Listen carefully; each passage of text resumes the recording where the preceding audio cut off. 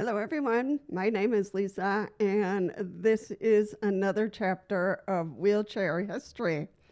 And so we got through the one about the bath chairs. We know why that was created.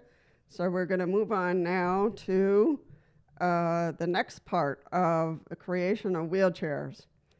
Patents showed that throughout the 19th century, many improvements were made to the wheelchair to promote comfort, maneuverability, and independence, including the invention of a rear push wheels and push rims.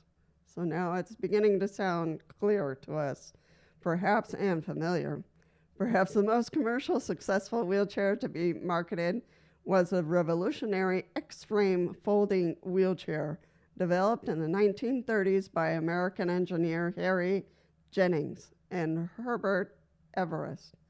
After the latter became a paraplegic in a mining accident, the relatively lightweight and easily transportable chair is still familiar today. So imagine that from the 1930s. The Science Museum Group collection has a Model 8 version of this folding wheelchair built.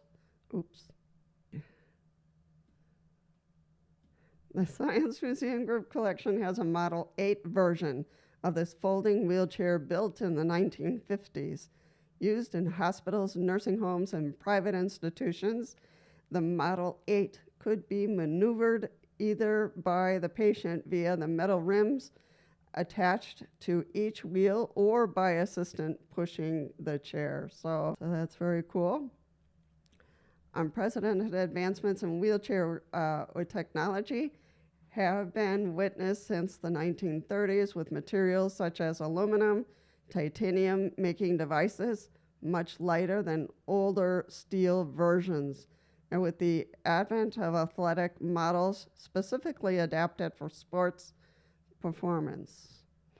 The Shadow Racer sports wheelchair, for example, was designed for track and road racing by Jim Martinson, an injured Vietnam veteran, manufactured by the company Quickie Designs in the early 1990s. Alongside tennis and basketball wheelchairs, the development of sports wheelchairs highlights the role of personal ambition driving technological adaptations and advancements. That is something else. Oh, there it is. Wow, yeah, that is very cool. Today, the wheelchair is one of the most commonly used assistive devices for enhancing the personal mobility of people with disabilities, considered the basic human right for people with limited mobility by the World Health Organization.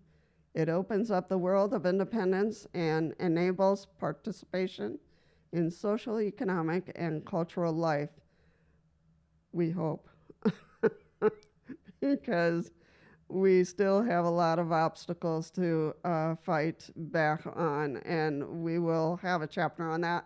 An incredible article written by an author, which I will mention later on.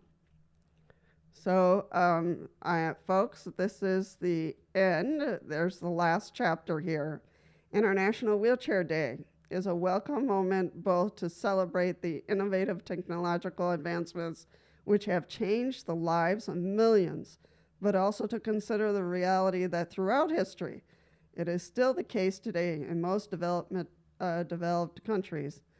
Only the privileged few who need wheelchairs actually have access to them, which is a totally different chapter.